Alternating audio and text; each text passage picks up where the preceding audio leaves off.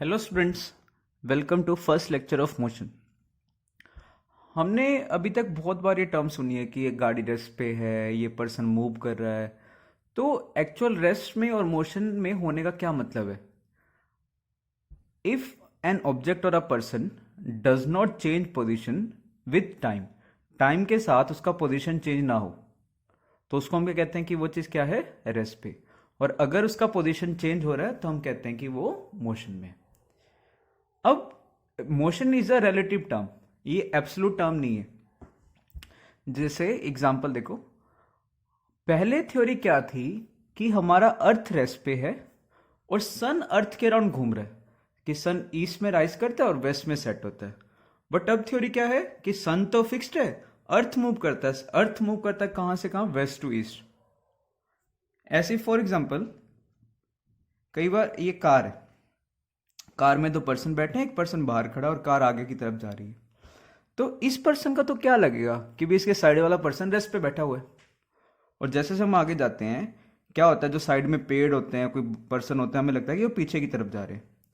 तो ए को तो क्या लगेगा कि बी रेस्ट पे है और सी मोशन में है पीछे की तरफ। अगर मैं सी को देखूं, सी से पूछूं कि भाई क्या हो रहा है, सी बोलेगा कि ए और बी दोनों आगे जा रहे हैं। तो सी बोलेगा बी आगे की तरफ जा रहा है, ए बोलेगा कि बी तो रेस्ट पे, सी पीछे जा रहा है। तो जो मोशन है वो पर्सन टू पर्सन या फ्रेम टू फ्रेम वेरी करता है। कि तुम किसी अलग पर्सन से पूछोगे, वो अलग आंसर देगा। जैसे ट्रेन का एग्जांपल हो, ट्रेन में दो पर्सन बैठे हुए हैं, उनको लग रहा है कि ट्रेन तो वहीं पे, या ट्रेन के जो हमारे साइड वाले पैसेंजर है वो तो वहीं पे हैं, जो बाहर बंदे खड़े हैं वो लगता है पीछे जाते हैं। बाहर कोई खड़ा होकर देखे उसे लगेगा कि पैसेंजर ट्रेन की डायरेक्शन में जा रहे हैं। तो कई बार ऐसा भी होता है, जैसे दो ट्रेन प्लेटफॉर्म पे खड़ी हैं, एक ट्रेन चलने लग जाती है, हमें पता नहीं लगता कि कौन सा ट्रेन मूव कर रहा है, because motion is relative term. Person to person ये वेरी करता है। तो कोई भी अगर तुम्हें मोशन बताना है कि मोशन में रेस्ट पे है, तो हमें एक रेफरेंस पॉइंट चूज करना पड़ता है। उस रेफरेंस पॉइंट के रिस्पेक्ट में अगर वो चीज चेंज हो रही हो, पोजीशन उसका चेंज हो रहा हो, तब हम कहते हैं कि वो चीज क्या है? मोशन में। अगर चेंज ना हो रहा हो तब रेस्ट पे। जैसे मान लो ए पर्सन को बोलूं कि भाई तू रेफरेंस है, तो इसके रिस्पेक्ट में तो इसका पोजीशन वही है, चाहे गाड़ी जितना भी आगे चले जाए, ये तो हमेशा उसी उसी पॉइंट पे बैठा है इसके रिस्पेक्ट में। कि भाई लेफ्ट में मान लो कुछ ये 1 मीटर या 50 सेंटीमीटर इधर बैठा हुआ है, ठीक है, कार जितना भी आगे चला जाए, ए को तो ये लगेगा कि 50 सेंटीमीटर मेरे लेफ्ट में, तो ये बोलेगा ये चीज़ रेस्ट पे है, क्योंकि इसका पोजीशन चेंज ही नहीं हो रहा ए के रिस्पेक्ट में। तो this is rest and motion. Rest and motion are relative terms, ठीक है, ये एब्सोल्यूट नहीं होती। A person which is at rest, अगर एक पर्सन किसी एक पर्सन के रिस्पेक्ट में रेस्ट पे हो सकता है कि किसी दूसरे के रिस्पेक्ट में वो मोशन में हो। ए को लग रहा है कि ये रेस्ट पे है, सी को लग रहा है ये मोशन में है। अब हम पढ़ते हैं types of motion. 3 types of motion हम जनरली स्टडी करते हैं: translatory, rotatory and vibratory. Translatory motion हम स्टडी करेंगे, रोटेशन और वाइब्रेशन ये आगे 11th में जाके तुम पढ़ोगे। अब सबसे पहले व्हाट इज ट्रांसलेटरी मोशन या ट्रांसलेशन? ट्रांसलेटरी मोशन को हम ट्रांसलेशन भी कहते हैं। ट्रांसलेशन मोशन क्या होता है? When all points of a body follow parallel path, ठीक है, जैसे ये कोई बॉडी है, ए पॉइंट है, ये बी पॉइंट का मोशन हो रहा है, बी यहां पे था फिर यहां पे चला गया, ये सी पॉइंट का मोशन है। तो जो भी पॉइंट्स है इसके पैरेलल ही मूव कर रहे हैं एक दूसरे के। इसका जो पाथ है और इसका जो पाथ है ये पैरेलल है। जैसे ये पेन है, ये जो इसका मोशन है इसको हम बोलते हैं ट्रांसलेटरी मोशन। कोई भी इसके दो पॉइंट्स हैं, ये हमेशा एक दूसरे के पैरेलल डायरेक्शन में ही मूव करेंगे। ये पेन है, जैसे चाहे इसको ऐसे मूव करा लो, ठीक है, चाहे इसको ऐसे मूव करा लो, ये पेन चाहे जैसा भी मूव करा लो, कोई भी इसके जो पॉइंट्स है आपस में पैरेलल ही मूव करेंगे। तो इस टाइप का जो मोशन है, देखो चाहे पेन को ऐसे मूव करा लो, ये घूमना नहीं चाहिए, बस ये ध्यान रखना, ये घूमना नहीं चाहिए। ये अगर इसका जो, ये तुम्हारे पास देखो, ये अगर इस साइड है, ये हमेशा इस साइड ही रहना चाहिए, जैसे मर्जी मूव करा लो, ये डायरेक्शन चेंज नहीं होनी चाहिए। तो अगर मैं रोड को कैसे भी मूव कराऊं ताकि इसका ये जो पॉइंट है ये हमेशा इसी डायरेक्शन में फेस करे, तो देखो ये सारे जो इसके ना कोई भी पॉइंट्स होंगे ये एक दूसरे के पैरेलल मूव कर रहे होंगे। तो ऐसे मोशन को हम क्या कहते हैं? Translatory motion. अब ट्रांसलेटरी मोशन दो टाइप्स का होता है, वन इज रेक्टिलिनियर। रेक्टिलिनियर मतलब स्ट्रेट लाइन, ठीक है, और इस चैप्टर में हम स्ट्रेट लाइन ही स्टडी करेंगे।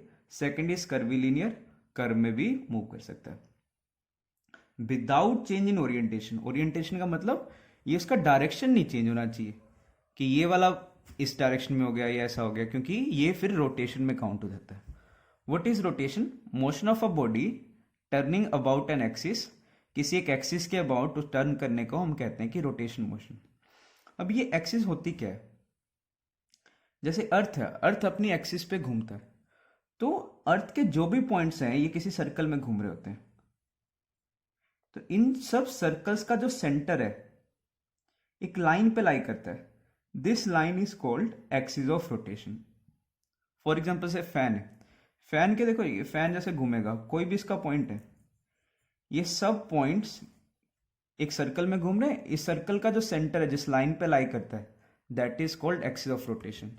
जैसे ये पेन है, ये मैं पेन को ऐसे घुमा रहा हूं, तो ये इसकी एक्सिस ऑफ रोटेशन है, इसके अराउंड ही ऐसे सर्कल में घूम रहा है, तो this is called axis of rotation. Vibratory motion, vibratory motion क्या होता है? किसी एक पॉइंट के अबाउट आगे और पीछे का motion, to and fro motion. जैसे सिंपल पेंडुलम है, सिंपल पेंडुलम क्या होता है? जैसे घरों में ऐसे घरों में रहता है ना ये चीज, क्लॉक्स वगैरह में लगा होता है, ठीक है, ये ऐसे मूव करता है। तो सिंपल पेंडुलम क्या करो, एक धागे से एक बॉल बांध के लटका दो और उसको थोड़ा सा इस डायरेक्शन में ऑसिलेट करके छोड़ दो, ऐसे घूमता रहता है वो। तो this is called vibratory motion, किसी एक पॉइंट के अबाउट, फिक्स पॉइंट के about to and fro motion, आगे और पीछे का मोशन। जैसे एक स्प्रिंग को, स्प्रिंग के साथ कोई ब्लॉक अटैच करके इसको खींच दो, ये ऐसे मूव करता रहेगा, तो इसका जो मोशन आएगा this motion is called vibratory motion. हम नेक्स्ट हम पढ़ते हैं पोजीशन। What is position? किसी भी पार्टिकल की मोशन बताने से पहले हमें उसका पोजीशन बताना जरूरी है, और किसी का भी पोजीशन डिफाइन करने के लिए हमें एक रेफरेंस पॉइंट चूज करना पड़ता है। दिस रेफरेंस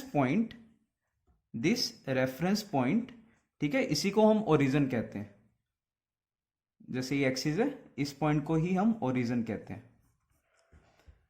हम किसी भी पार्टिकल का पोजीशन एक रेफरेंस पॉइंट से बताते हैं। जैसे मान लो यहाँ पे ये पॉइंट है, मैं बोलूंगा ये x is equal to 2, plus 2 का क्या मतलब होता है कि यहाँ से राइट डायरेक्शन में 2 यूनिट चले जाओ, ये हो गया +2।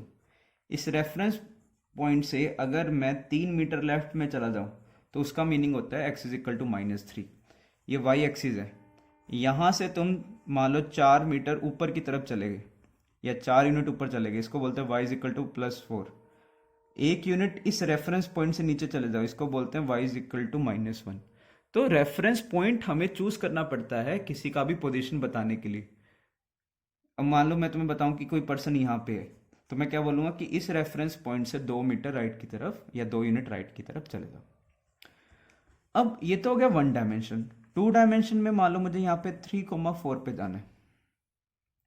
अब इस 3,4 पे कैसे जाओगे? x में इसका क्या मीनिंग है 3,4 का, कि भाई x में कितना चले जाओ 3 यूनिट, y में कितना चले जाओ 4 यूनिट, तो तुम इस पॉइंट पर रीच कर जाओगे। ये x बाई जेड ऐसे ही मान लो 3,1,2, तो इसका क्या मीनिंग है कि x डायरेक्शन में 3, y डायरेक्शन में 1, ये जो z डायरेक्शन होता है ना बच्चे, ये x ये y, ये z ना, ऐसा नहीं कि z इस डायरेक्शन में, z प्लेन के बाहर है, ये तीनों एक्सिस आपस में परपेंडिकुलर होते हैं। ये x ये y, z इज आउटसाइड या परपेंडिकुलर टू द प्लेन। तो जैसे क्यूब है, क्यूब में सोच सकते हो इसे 3,1,2, इसको कैसे बताऊंगा? मान लो ये पॉइंट है 3,1,2, x में कितना गए 3, y में कितना गए 1, और फिर z की तरफ कितना आगे 2, तो ये जो पॉइंट है 3,1,2 इसको बोलते हैं। तो किसी भी पार्टिकल का पोजीशन बताने के लिए हमें सबसे पहले क्या डिफाइन करता है, एक रेफरेंस पॉइंट या ओरिजिन। उसके रिस्पेक्ट में पार्टिकल राइट में है, लेफ्ट में है, ये तो 1D में तो इतने से चल जाएगा। 2D है या 3 डायमेंशन का मोशन है तो हम उसमें x एक्सिस, y एक्सिस और z एक्सिस भी डिफाइन करते हैं, जिसको हम कोऑर्डिनेट एक्सिस कहते हैं। Distance and displacement. डिस्टेंस को पाथ लेंथ भी कहते हैं। डिस्टेंस होता क्या है, जैसे मान लो एक पर्सन ए पॉइंट से स्टार्ट हुआ, ऐसे घूमता हुआ बी पॉइंट पे रीच कर गया, तो जितना इसने पाथ कवर किया या पाथ का लेंथ इसने ट्रेवल किया, उस पाथ के लेंथ को हम बोलते हैं डिस्टेंस। तो total path travelled by the object और person is called path length. तो इसका यूनिट क्या होगा, ये लेंथ है तो लेंथ मतलब लेंथ का यूनिट क्या होता है, मीटर। तो SI unit is metre and CGS unit is centimetre. ठीक है, जैसे फॉर एग्जांपल पर्सन 3 मीटर इधर गया, फिर 4 मीटर इधर गया, तो टोटल कितना डिस्टेंस उसने ट्रेवल किया, तो डिस्टेंस विल बी 7। 3 इधर गया, 4 इधर गया, डिस्टेंस फिर कितना हो जाएगा 7। 3 मीटर इधर जा रहा है, 4 मीटर इधर जा रहा है, तो टोटल डिस्टेंस कितना आएगा इस केस में भी 7। ठीक है, पहले 4 इधर गया, फिर 3 वापिस आ गया, इस केस में डिस्टेंस, इस केस में भी कितना आएगा, डिस्टेंस विल अगेन बी 7। अब हम पढ़ते हैं डिस्प्लेसमेंट। डिस्प्लेसमेंट क्या होता है, जैसे मुझे A से B पॉइंट पे जाना है, ठीक है, कोई इस तरीके से कर्व फॉलो करके मैं जा रहा हूं A से B पे, तो इनिशियल ये तो हो गया डिस्टेंस।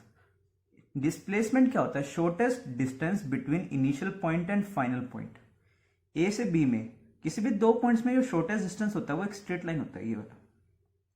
तो A से B में चाहे तुम कैसे भी जाओ, चाहे ऐसे जाओ घूम के, ठीक है, चाहे ऐसे चले जाओ, तो A से B में जो शॉर्टेस्ट डिस्टेंस होगा, that shortest distance is called displacement. और डिस्टेंस में और डिस्प्लेसमेंट में एक डिफरेंस और होता है, डिस्टेंस ओनली हैज मैग्नीट्यूड। इसमें सिर्फ मैग्नीट्यूड होता है कि कितना तुमने डिस्टेंस कवर किया, 7 मीटर। डिस्प्लेसमेंट में एक साथ में एक और टर्म आता है, दैट इज डायरेक्शन भी आती है। तो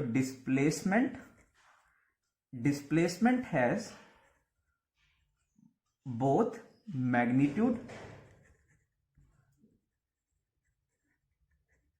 magnitude as well as direction. तो जिसके पास सिर्फ मैग्नीट्यूड हो, that is called scalar quantity, और जिसको बताने के लिए हमें मैग्नीट्यूड और डायरेक्शन दोनों की रिक्वायरमेंट पड़े, उसको क्या कहते हैं, वेक्टर क्वांटिटी। जैसे मैं बोल दूं कि भाई तुम्हें यहां से इस पॉइंट तक जाना है, तुम 4 मीटर चले जाओ, क्या सिर्फ इतना बताना सफिशिएंट होगा कि 4 मीटर चलने पे तुम A से B पहुंच जाओगे? मुझे ये भी बताना पड़ेगा ना किस डायरेक्शन में जाना है, इस डायरेक्शन में 4 मीटर जाना है। जैसे मान लो ये A पॉइंट है, ये B पॉइंट है, इनमें डिस्टेंस है 4 मीटर। क्या इतना सफिशिएंट है बताना कि भाई A से 4 मीटर चले जाओ, क्या तुम B पे पहुंच जाओगे? हो सकता है तुम इस साइड 4 मीटर चले जाओ, हो सकता है इधर चले जाओ। तो मुझे ये भी बताना पड़ेगा ना किस डायरेक्शन में 4 मीटर जाना है।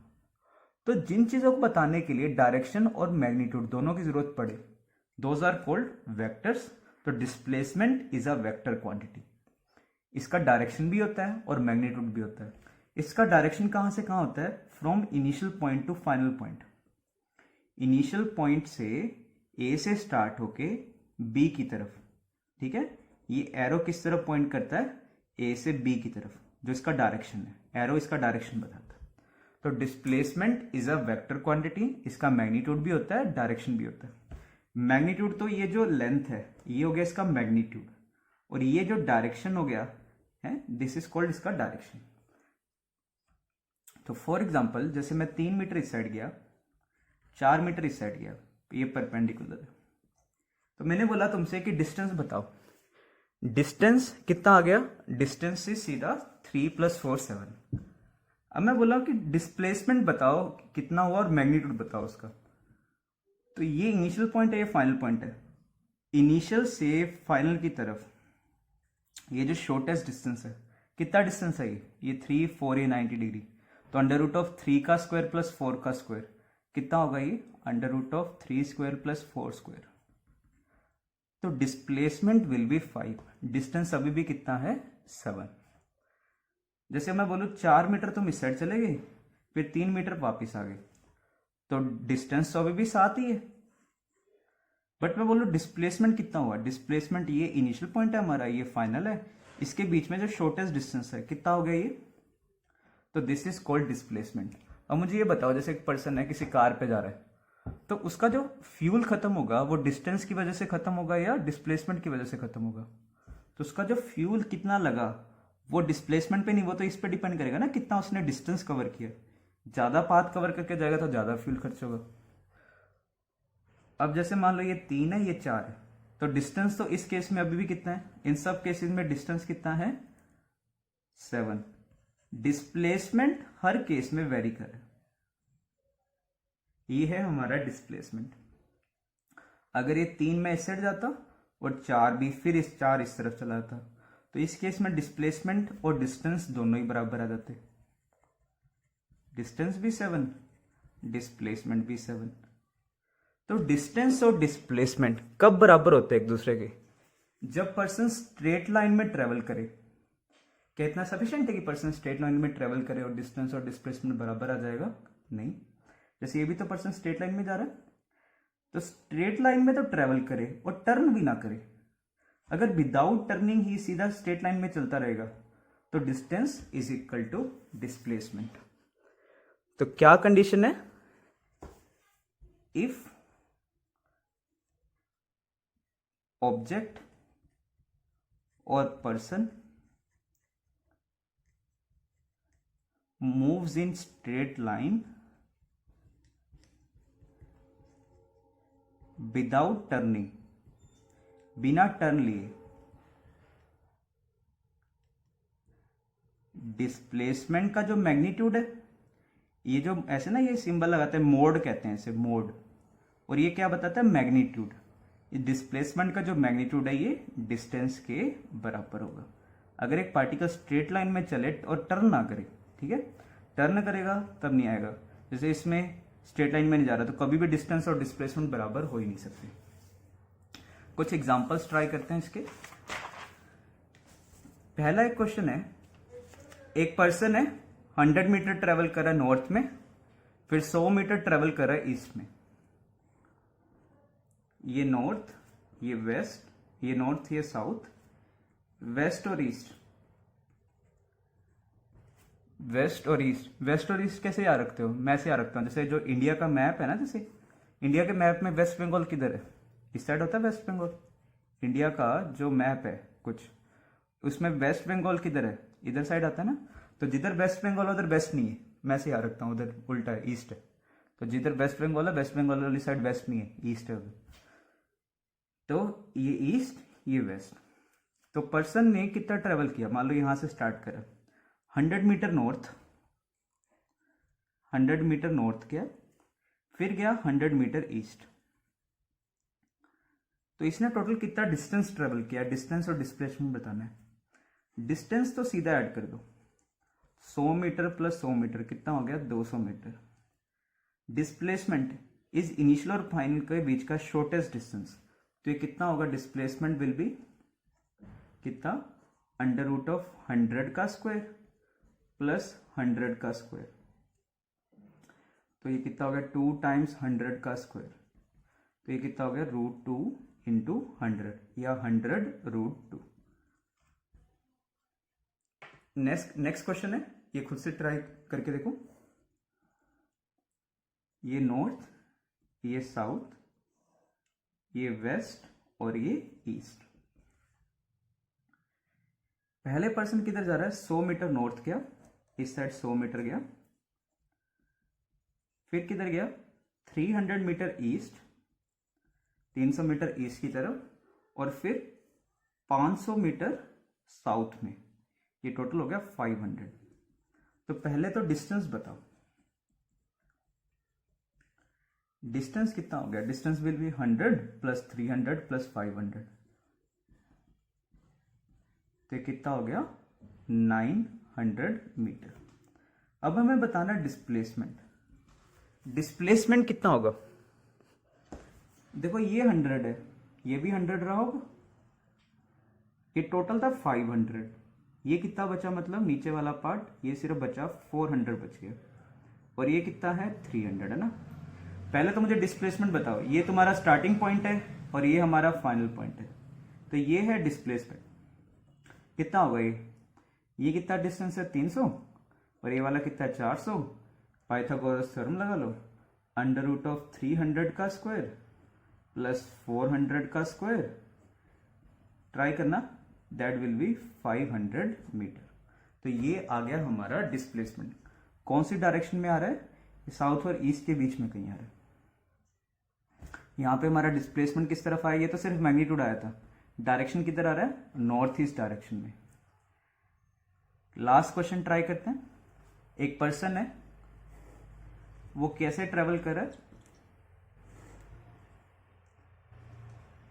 पहले वो गया 100 मीटर, अच्छा सॉरी, पहले गया 100 मीटर ईस्ट की तरफ, 100 मीटर ईस्ट, फिर वो जा रहा है 200 मीटर नॉर्थ, फिर जा रहा है 300 मीटर वेस्ट,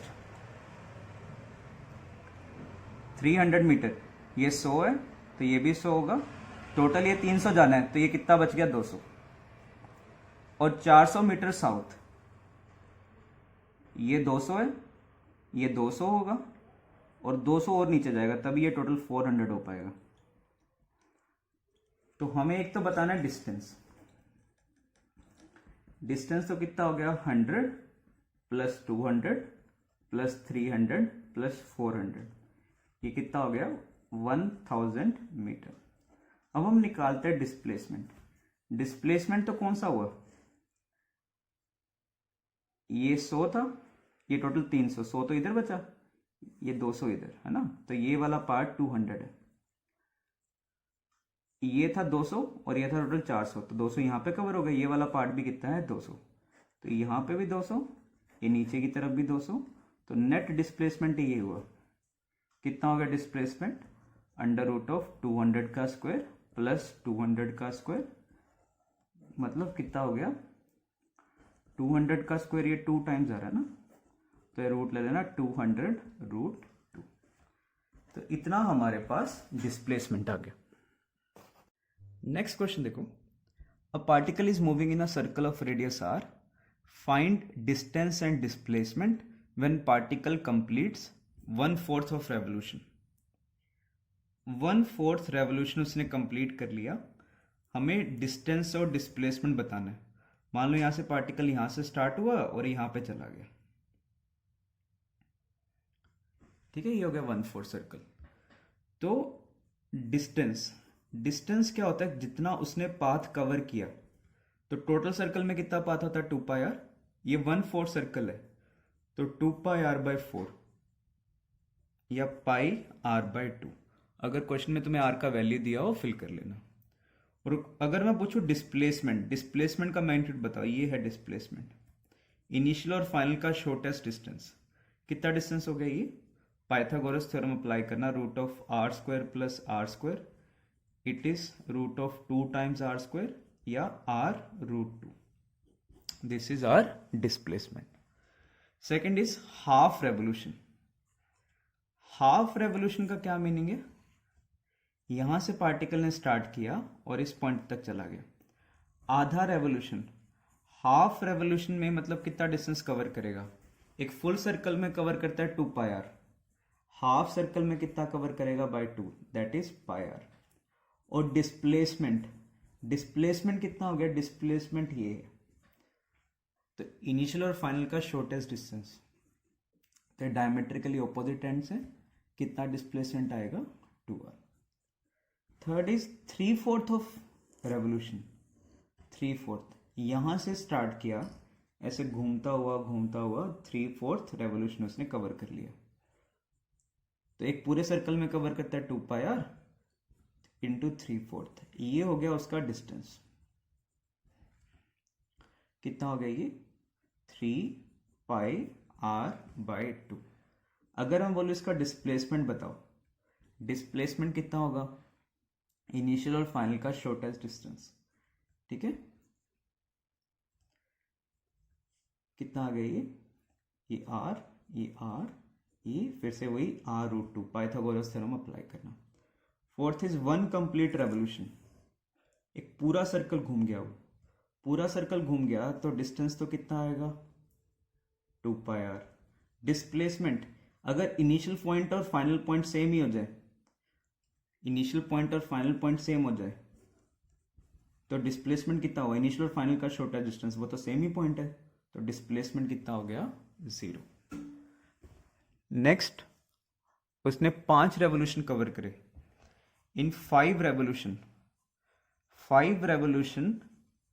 कंप्लीट कर लिए, ठीक है, ऐसे यहां से स्टार्ट हुआ 1 2 3 4 5, तो डिस्टेंस कितना आ जाएगा, एक रेवोल्यूशन में कितना डिस्टेंस कवर करता है 2πr, 5 में कितना करेगा 10πr। डिस्प्लेसमेंट, इनिशियल और फाइनल पॉइंट सेम है, तो डिस्प्लेसमेंट कितना होगा 0। एक और क्वेश्चन इसी पे ट्राई करते हैं। Find distance and displacement of tip of minute hand, tip of minute hand of radius 7 metre in 7 centimetre in 15 minutes. 15 minute में जो टिप ऑफ मिनट हैंड है, कितना रेडियस उसका 7 सेंटीमीटर, कितना डिस्टेंस वो ट्रेवल करेगा। कहीं से भी स्टार्ट हो जाओ, मान लो ये टिप है, ये हो गया टिप, तो 15 मिनट में जो मिनट हैंड की सुई है वो यहां से घूम के 90 डिग्री वो रोटेट कर जाती है, कहीं से भी ले लो वो हमेशा 90 डिग्री घूमेगी।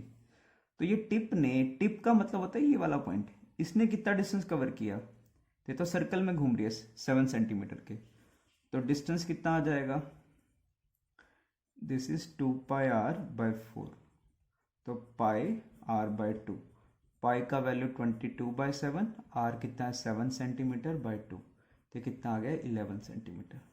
और डिस्प्लेसमेंट कितना आ गया, ये कितना हो गया √7 का स्क्वायर प्लस 7 का स्क्वायर, ये कितना आ जाएगा 7√2 centimetre. This is our displacement.